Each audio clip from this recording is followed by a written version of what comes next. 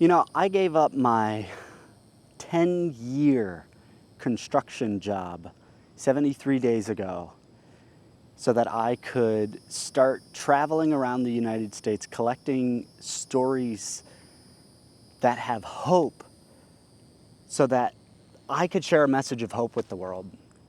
I've been talking to people since I've been on my bike ride, and it's amazing how many people have this same mental state going on where they look at the world and they're like, it feels hopeless. It feels hopeless, and they don't know what to do.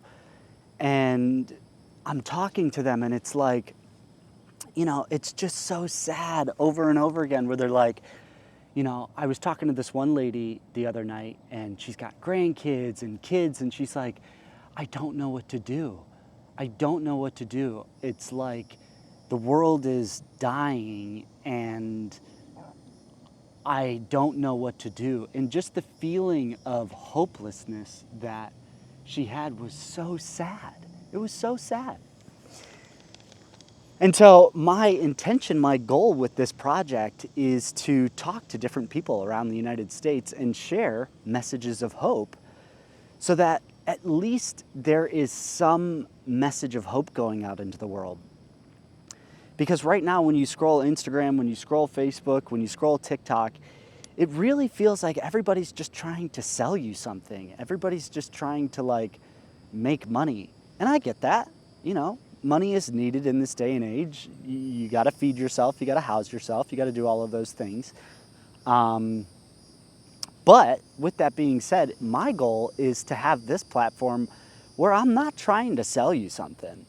I'm really just here to share with you that the world is a hopeful place and that it's not as it's not as sad as people make it out to be.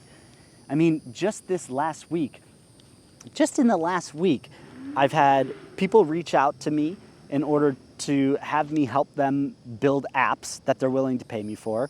I've had people put me up in hotel rooms. I've had people send me money randomly for doing what I'm doing. I've had people sit down with me for 4 or 5 hours and talk about God in the middle of the day, in the middle of their workday, and just not do any work and just sit with me and chat about God. And I think this is part of the message that I want to share with people, is that people are dying to have these conversations about life and about what is great about life and the positive aspects and what is needed, and to have those conversations openly and courageously in order to move into a space that is more connected, more community living, more fun, more passionate, more exciting. And all of those things are things that I'm about. All of those things are, things that I love. And so with that being said, one of the main messages of my journey here is that you can do what I'm doing, and it doesn't have to be exactly what I'm doing. Number one, the most important thing for you guys to recognize in your own life is you have something that you're excited about. Whether you admit it or not, there is something inside of you that wants to come out. For me, it took me years to find. It took me years and years and years to find. But I eventually found out that I wanted to share with people that they are supported by life, that they can do whatever they want to do because life is naturally supportive. So there's this gentleman who wrote The Surrender Experiment. Okay, his name is Michel Singer. Now, he lives in Alachua, Florida, which is, go guess, right here. Okay. I had a gut feeling to stop by his space in Alachua, so I did last Thursday, and I was hoping to do an interview with him, but it ended up not working out where I wasn't able to do an interview with him, but I did catch his talk, and his talk lasted about two hours, roughly, and I got to ask some questions. But this main concept is that you are not separated from life, okay? And we'll go through the explanation here. So let's say you have a man and a woman, and they're going to create a baby, okay? He says So you talk to the husband and wife and you say, okay, who made this baby? And they say, we did. We made this baby.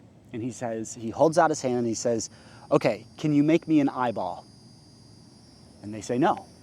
Obviously, we can't make you an eyeball. He says, okay, can you make me a liver? And they're like, no, we can't make you a liver. And he goes, okay, well then who made this baby? And they're like, well, I guess not us, who made it? And so he walks them through this idea of you didn't make anything, right? If you look at your body right now, you have trillions of cells going on inside of you that are all doing stuff not of your own accord. None of it's happening by your account. You can't turn food into energy. You can't, turn the sunlight into melanin that turns into a tan on your skin. You can't do these things. These are just happening. So he says, who makes this baby?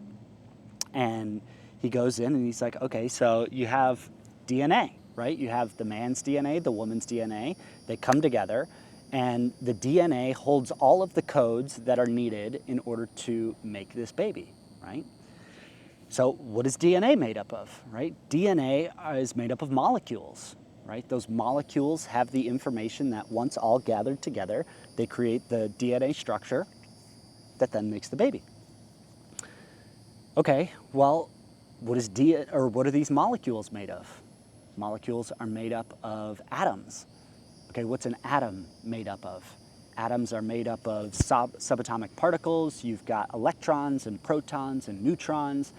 And then underneath those atoms, you have quarks and gluons. And then underneath these extremely small levels of matter, you have the quantum field. And the quantum field is resonating at all times, okay? And it's vibrating. And as these wavelets vibrate, these wavelets create these substructures that then stack upon themselves into higher forms of structure that then make up the reality that you live in. And so he says, God he hasn't created this world that we live in. He is creating it right now. You're sitting here watching me on your screen, and he is creating that through the vibrations of the universe and creating it live in front of you. And so he says this idea of surrender is not something that you have to focus on. You don't have to surrender. The only thing that you are surrendering on a regular basis is the ignorance that you have control. Because if we look at the example of the baby, you have no control. You didn't make the baby. You didn't make your body. You didn't make the grass. You didn't make the ground. You didn't make the sky. You didn't make the car that you drive in. You didn't make the computer or the phone that you're looking at right now. You don't know how electricity works. You don't know any of these things. And yet somehow all of it is happening right in front of you, right here, right now. The past is an idea. That doesn't actually exist. It's a concept. The future is also a concept. This is something that also doesn't exist. The only thing is right here and right now. And so he talks about this idea of surrender as what you are surrendering is the ignorance that you are the doer. Because if you look at the example of the baby, you are not the one creating the baby, right? You are the experiencer of what it took to make a baby, but you are not the one creating it, just like you're not the one doing any of these other things. And so the idea here is that rather than going through life thinking that I am the doer, I have to make this happen, I have to do this, I have to do that, I have to control this, I have to control that person, I have to do all of these things in order to be safe, he says, no. What you have to do is slowly start taking these concepts and just allowing them to move through you. Something comes up, you notice it, and you relax. You relax, you relax, you relax, okay? The perfect example of this, I have had an addiction for 15 years to pornography, okay? This energy comes up, it's present. In the past, it has taken over my entire awareness. It takes my focus from the moment and absolutely pulls it out and makes me look at this one thing.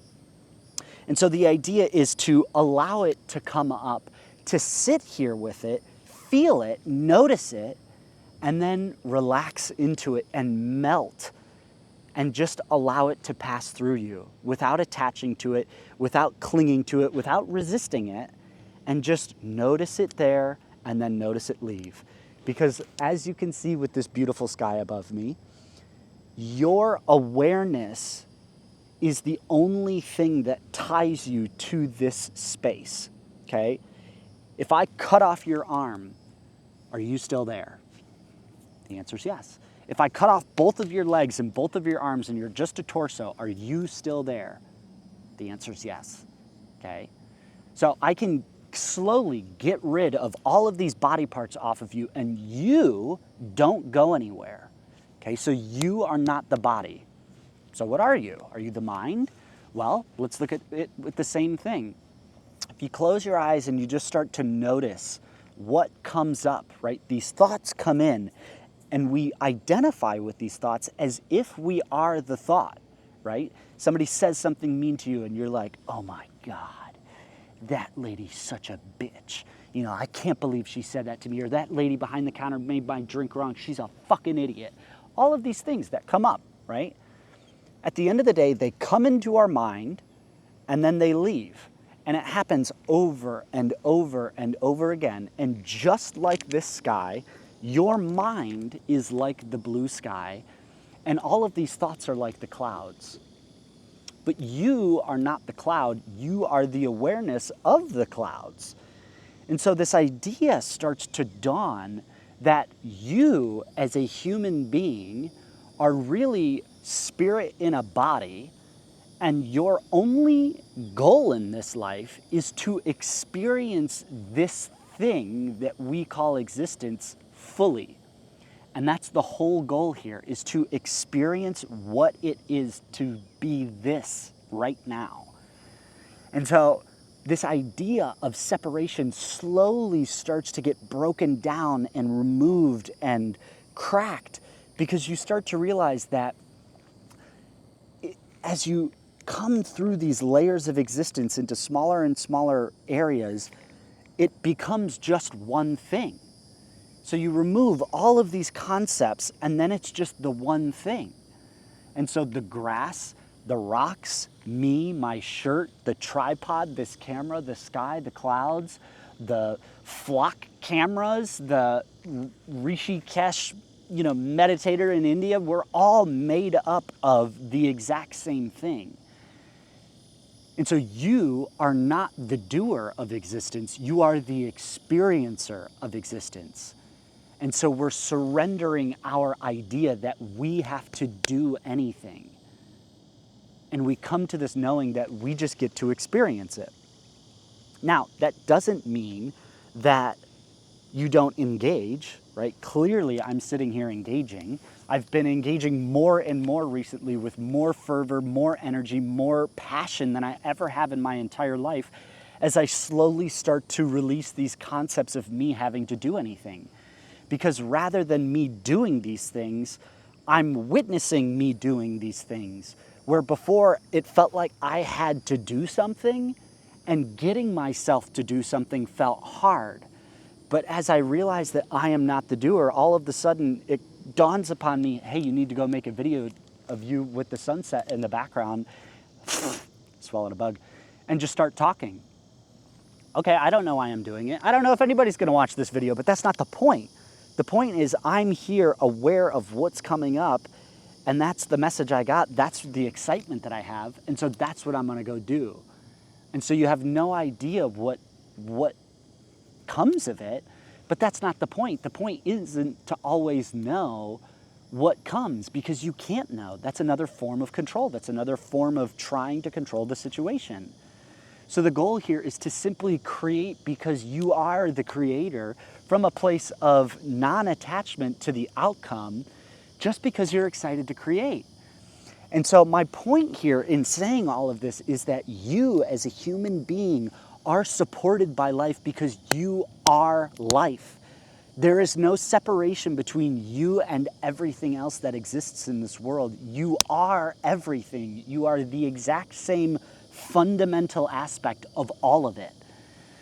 And I'm passionate about this because once this idea starts to settle in the body, your nervous system starts to relax.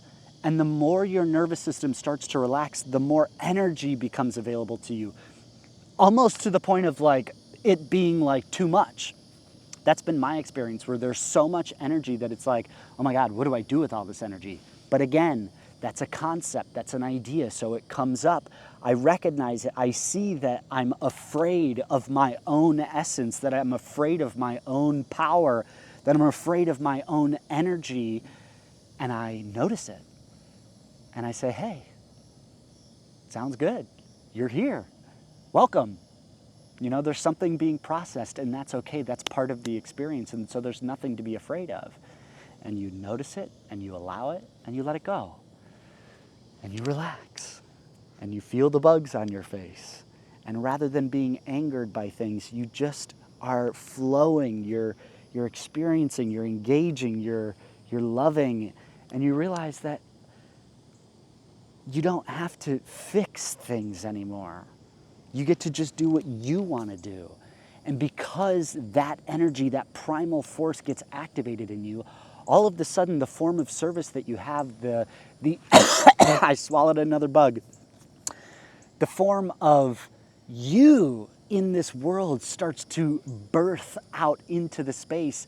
And because of that, there is just, it's ineffable. It's so hard to describe, but there's something that will come through you that is unique and original and so you. And it's important to me that I share this message so that you can access this, so that you know this, so that you can feel this, because it's not far away from you. It's not like it's all the way over there and you have to go get it. It is in you. It's here. It's like if you put your hands in front of your face and you look right here, it's there. And it's important to me that you know that, because we need more magical beings in this space, because you are a magical being. You just forgot that you're a magical being. And so the whole point of what I'm doing here is to remind you that you are a magical being, and that you don't have to do anything to be it.